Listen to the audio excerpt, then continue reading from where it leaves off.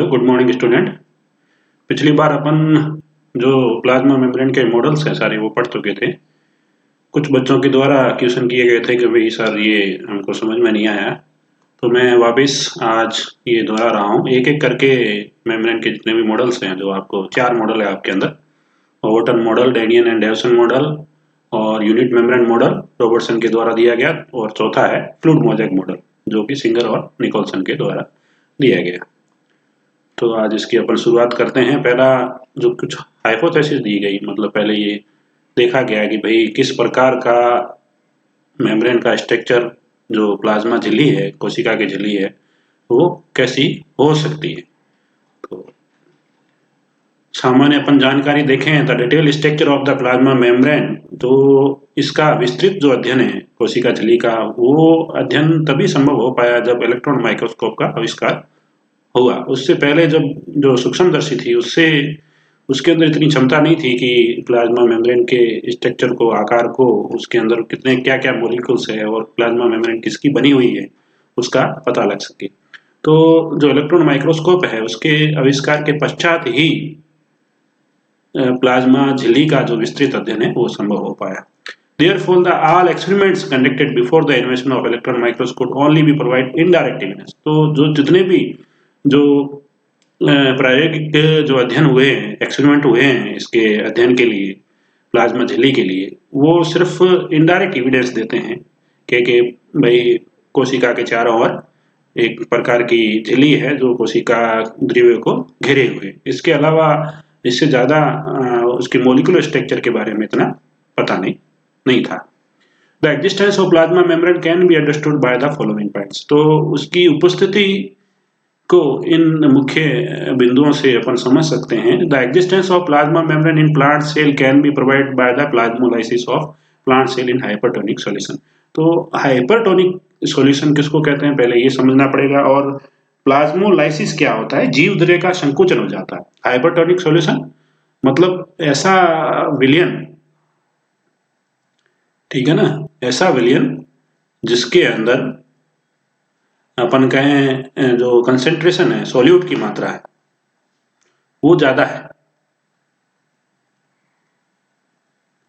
तो क्या होगा, जो प्लांट सेल है, पादप कोशिका है, उसका जो द्रव्य है वो क्या आ जाएगा, बाहर निकल जाएगा, और जो पौधे की कोशिका है वो सिकुड़ जाएगी, वो प्लाज्मोलाइसिस हो जाएगा। मतलब कोशिका द्रव्य संकुचन जिसको बोलते हैं, जीव द्रव्य संकुचन, ठीक है ना। तो प्लाज्मोलाइसिस ऐसी प्रक्रिया है जिसके तहत कोशिका का सिकुड़ जाना या उसके अंदर संकुचन हो जाना। तो हाइपोटोनिक और हाइपरटोनिक दो प्रकार के विलयन होते हैं, मतलब सॉल्यूशन होता है। हाइपरटोनिक मतलब जिसके अंदर विलय की मात्रा ज्यादा हो हाइपरटोनिक, और विलय की मात्रा कम हो और सॉल्वेंट ज्यादा हो, यानी कि वाटर, जैसे कहें वाटर सॉल्वेंट है तो सॉल्वेंट ज्यादा हो, तो वो जो सॉल्यूशन है, वो विलयन है, वो हो जाएगा हाइपोटोनिक। और जिसके अंदर सॉल्यूट की मात्रा है ज्यादा है वो हो जाएगा हाइपरटोनिक। तो हाइपरटोनिक विलयन के अंदर यदि पादप कोशिका रखी गई तो ये देखा गया कि वो कोशिका संकुचित हो गई, यानी कि उसके अंदर प्लाज्मोलाइसिस हो गया। तो ये दर्शाता है कि कहीं न कहीं कोशिका, पादप कोशिकाओं के चारों तरफ, यानी कि कोशिका द्रव्य के चारों तरफ झिल्ली पाई जाती है, जिससे थ्रू जो क्या कहते हैं सॉल्वेंट का है जो मूवमेंट होता है, जैसे कोई द्रव्य है उसका मूवमेंट हो रहा है, तो जो पादप कोशिका के अंदर जो सॉल्वेंट था वो मूव होके बाहर की तरफ आ गया, जिस वजह से कोशिका सिकुड़ गई, उसके अंदर प्लाज्मोलाइसिस हो गया। तो दूसरे पॉइंट में अपन देखें, animal cells exist as a physical entity, और उसी तरह जो जीव की कोशिका है वो भी एक भौतिक इकाई की तरह कार्य करती है, even with no cell wall. मतलब कोशिका भित्ति जो सेल वॉल है उसकी अनुपस्थिति के बावजूद भी, क्योंकि जो सेल वॉल है वो पादप कोशिकाओं में देखने को मिलती है, कोशिका भित्ति पादप कोशिकाओं को देखने को मिलती है, जबकि जो जंतु कोशिका है उनके अंदर ये कोशिका भित्ति है वो देखने को नहीं मिलती है। This is possible only because of the presence of some kind of membrane surrounding it. तो ये इसमें भी ये भी एक यूनिट इकाई की तरह भी काम करती है। तो इसका मतलब ये हो गया कि यहाँ भी एक विशेष प्रकार की झिल्ली पाई जाती है, जिस वजह से ये इस प्रकार का व्यवहार दर्शाती है कोशिका। When the cell surface is burst, ये भी देखा गया कि जब कोशिका की सतह पर उसके अंदर छेद किया जाता है या उसको पिंचर किया जाता है या पर्स्ट किया जाता है तो प्रोटोप्लाज्म जो उसका कोशिका द्रव्य है वो लीक होकर बाहर आ जाता है।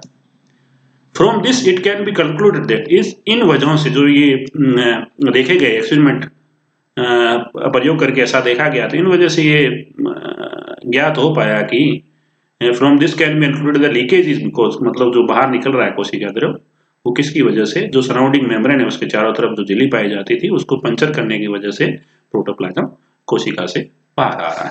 तो ये एविडेंस है, ये जो स्रोत है या कहें इसको ये जो साक्ष्य हैं वो ये दर्शाते हैं कि कोशिका के द्रव्य के चारों ओर एक झिल्ली पाई जाती है या अपन कहें कि सेल के अंदर एक मेम्ब्रेन पाई जाती है जो सेल कोशिका द्रव्य के अंदर कोशिका द्रव्य के चारों तरफ होती है। ये कुछ डिस्कवरीज है रॉबर्ट हुक जिन्होंने 1665 के अंदर जो डेड सेल्स थी मृतक कोशिका उसकी खोज की थी। एंटनी वॉन लीवेनहॉक 1674 जिन्होंने लिविंग सेल्स को खोजा था। Nageli and Cramer use the term cell membrane, जो सेल मेम्ब्रेन नाम है वो नेगेली और क्रेमर के द्वारा किया। चार्ल्स ओवरटन जिन्होंने थिक लेयर जो लिपिड का लेयर होता है और मोटा लेयर जिसको इन्होंने लिपोइड लेयर कहा है तो ये ओवरटन के द्वारा 1895 में कहा गया। 1920 के अंदर the membrane composed of lipid is mainly phospholipids. 1900 से लगाकर 1920 के बीच में ये पता चला कि जो झिल्ली है प्लाज्मा झिल्ली वो मुख्य रूप से लिपिड की बनी है और लिपिड में क्या है फॉस्फोलिपिड्स। गोल्टर एंड ग्रेंडल जी ग्रेंडल और ई कोर्टर के द्वारा के जो बाई लेयर है द्वि स्तर है वो किसका है फॉस्फोलिपिड्स का है। G R. Danielli and H. Davson 1935 के अंदर उन्होंने कहा protein is also part of cell membrane, मतलब कोशिका जो झिल्ली है उसका प्रोटीन भी एक भाग होता है यानी कि प्रोटीन भी पाया जाता है और इन्होंने सैंडविच मॉडल भी प्रतिपादित किया। जेडी रॉबर्टसन इन्होंने यूनिट मेम्ब्रेन मॉडल दिया जिसको इन्होंने ट्राई लेमिलर लेयर भी कहा, मतलब 3 लेयर, 2 प्रोटीन के और उसके बीच में एक लेयर किसका फॉस्फोलिपिड्स का यानी कि लिपिड का पाया जाता है, इसलिए इन्होंने यूनिट मेम्ब्रेन मॉडल जिसके अंदर 3 स्तर पाए जाते हैं। उसके बाद सिंगर और निकोलसन आए जिन्होंने 1972 के अंदर फ्लूइड मोज़ेक मॉडल दिया जिसके अंदर उन्होंने ये कहा कि जो वसा है उसके अंदर प्रोटीन के कण तैरते हुए दिखे, ना मतलब the iceberg of protein freely floating in the sea of lipids. तो ये सिंगर और निकोलसन के द्वारा कहा गया जिन्होंने फ्लूइड मोज़ेक मॉडल दिया। तो ये कुछ खोज है, कुछ प्रैक्टिकल्स है जिनके द्वारा जो मेम्ब्रेन से संबंधित है जैसे लिपिड्स की उपस्थिति, वसा का होना, वसा किस प्रकार की है, फॉस्फोलिपिड्स है, फॉस्फोलिपिड्स के कितने स्तर है, 2 स्तर है, उसके अलावा लिपिड्स के अलावा मेम्ब्रेन में क्या है प्रोटीन है, ठीक है ना। और फिर ये जो उसके बाद जो मॉडल आया जिसको सिंगर एंड निकोलसन के द्वारा दिया गया जिसको सर्वमान्य आज भी माना जाता है। Molecular model of plasma membrane जो फर्स्ट मॉडल है आपके सिलेबस के अंदर ओवरटन का, उसको अपन इस स्लाइड्स के थ्रू जानने की कोशिश करते हैं। Various authors have given various models, अलग अलग वैज्ञानिकों के द्वारा अलग अलग लेखकों के द्वारा अलग अलग मॉडल्स दिए गए, अलग अलग कॉन्सेप्ट रहा structure of plasma membrane. But fluid mosaic model जो कि प्रपोज किया गया था सिंगर और निकोलसन के द्वारा जो कि मोस्ट एक्सेप्टेड है ऑल ऑफ देम, सभी जितने भी मॉडल्स हैं उनमें जो स्वीकार्य मॉडल है वो सिंगर निकोलसन का है। इन 1895 के अंदर ओवरटन के द्वारा मॉडल दिया गया। उन्होंने कहा कि he proposed a basic model of transport of small nutrient neutral solutes. तो उन्होंने एक आधारभूत जो स्थानांतरण है, द मॉडल ऑफ ट्रांसपोर्ट, मतलब किस प्रकार के जो मॉलिक्यूल्स है वो ट्रांसपोर्ट होते हैं, जैसे उदासीन जो सॉल्यूट्स है जिसको कहें अपन न्यूट्रल सॉल्यूट जो कि उदासीन विलेय है। He experimental on numerous cells both from, इन्होंने बहुत अलग अलग कोशिकाओं के ऊपर प्रयोग किए, पादप कोशिकाओं के ऊपर और जंतु कोशिकाओं के ऊपर। Concluded that special osmotic properties of a living proton, उन्होंने देखा कि जो ऑस्मोटिक प्रॉपर्टीज है यानी कि प्रासरण गुण है वो ऑस्मोटिक प्रॉपर्टीज देखी किनके अंदर, जो जीवित कोशिका द्रव्य है प्रोटोप्लास्ट ड्यू टू, तो जो कोशिका द्रव्य है अंदर उसकी क्या प्रासरण गुण देखा गया जिसके selective permeable mechanism of the membrane due to selective solubility mechanism of the membrane. तो जो कोशिका द्रव्य है उसके अंदर परासरण का गुण देखा गया। वो गुण किस वजह से था? वो जो प्लाज्मा झिल्ली है या कहें अपन कोशिका झिल्ली है उसकी चयन परागम्यता की वजह से। तो वो पर्टिकुलर जो सॉल्यूट्स थे, पर्टिकुलर जो विलिय थे वो मूव कर जाते हैं। तो जो ऑस्मोटिक परासरण गुण है वो इन्होंने देखा कि इनके अंदर अलग अलग पादप और जंतु कोशिकाओं के अंदर, जिसके अंदर उन्होंने देखा कि जो उदासीन कुछ विलिय है वो मूव करते हैं, अंदर आते हैं और बाहर जाते हैं, यानी कि transport of small nutrient solute. छोटे छोटे जो उदासीन विलिय है वो मूव करते हैं, कोशिका के अंदर आते हैं, बाहर आते हैं, due to the osmotic properties of living protoplasm. किस वजह से होता है ये परासरण? जो कोशिका द्रव्य है उसका परासरण गुण की वजह से। और वो परासरण का गुण इसलिए कोशिका में पाया जाता है क्योंकि जो झिल्ली है वो क्या है? चयन परागमेय प्रकार की है, या पराग चयन करके वो सोल्यूट को मूवमेंट हो पाता है, सोल्यूट का मूवमेंट हो पाया था उसके चयन की वजह से। मतलब स्मॉल पार्टिकल्स होंगे मूव करेंगे, ज्यादा होंगे तो नहीं करेंगे, कंसंट्रेशन बेस पे मूवमेंट होगा, सांद्रता के आधार पर मूवमेंट होगा, अन्यथा उस झिल्ली के थ्रू मूवमेंट नहीं होगा। तो इसलिए उसको सेलेक्टिव परमिएबल मेम्ब्रेन भी कहा जाता है। ही also rightly guessed the outer layer of membrane content fats. तो उन्होंने ये भी कहा कि जो बाहर की जो झिल्ली है कोशिका के उसके अंदर वसा भी है और स्टेरॉल भी पाया जाता है। और Overton postulate that plasma membrane composed of thin layer of lipids. तो ओवरटन ने क्या कहा?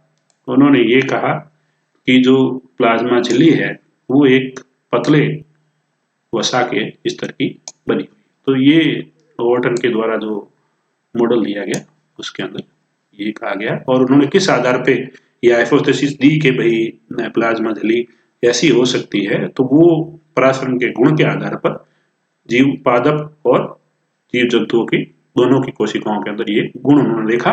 और ये गुण किस वजह से था कोशिका द्रव्य का? Due to the presence of membrane, मतलब कोशिका झिल्ली की उपस्थिति की वजह से। और वो झिल्ली है वो कैसी है? सिलेक्टिव परमिएबल है, यानी कि चयन परागम्यता की वजह से, जिसकी वजह से क्या कहते हैं जो छोटे उदासीन जो विलेय है वो कोशिका के अंदर आते हैं और बाहर जाते हैं, यानी कि transport of small nutrient solute. इसके अलावा इन्हीं के समय पर एक और मॉडल आया था जिसको भी यहाँ मैं समझा देता हूँ, जिसको बाई लेयर ऑफ फॉस्फोलिपिड्स उन्होंने कहा। ये 1925 के अंदर गॉटर और ग्रेंडल के द्वारा दिया गया। उन्होंने एक्सपेरिमेंट किया था किसके ऊपर? आरबीसी के ऊपर। उन्होंने तो देखा जो आरबीसी है वो हेमोलाइट होती है, ठीक है ना। Concluded that RBC were covered by the 2 layer of lipids over the entire surface. हेमोलाइट होना होता है कि भाई जो रक्त लयन जिसको बोलते हैं, हेमोलाइट होना मतलब रक्त लयन। जैसे जो आरबीसी के अंदर जो कुछ भी मौजूद है उसका बाहर निकल जाना है, यानी कि जैसे अपन कहें कि लॉस ऑफ हीमोग्लोबिन। जैसे आरबीसी से हीमोग्लोबिन बाहर हो गया तो आरबीसी का क्या हो गया? हेमोलाइसिस हो गया।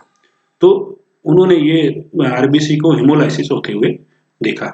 तो वहां पर उन्होंने ये कहा कि जो आरबीसी कोशिका है वो covered by 2 layer of lipid molecules, मतलब वसा के 2 स्तरों से घिरी हुई है। उसका पूरा जितना भी सरफेस है वो entire cell surface is covered by 2 layer of lipids molecules. और इस प्रयोग को जो गॉटर और ग्रेंडल के द्वारा किया गया था, जिसमें उन्होंने हेमोलाइसिस होते हुए आरबीसी को देखा, लाल रक्त कणिकाओं को हेमोलाइसिस होते हुए देखा, मतलब उसमें हीमोग्लोबिन को बाहर आते हुए। यहाँ पर कहें आरबीसी के अंदर जो कोशिका के अंदर जो अंदर मौजूद है वो उसका बाहर निकल जाना, जिसको बोलते हैं haemolysis. For an example the loss of haemoglobin, यानी कि हीमोग्लोबिन से मुक्त हो जाना आरबीसी का, तो वो हेमोलाइसिस कहलाएगा। इस प्रयोग को सपोर्ट किया गया था किसके द्वारा? डेवसन और बेल्किन के द्वारा 1932 के अंदर।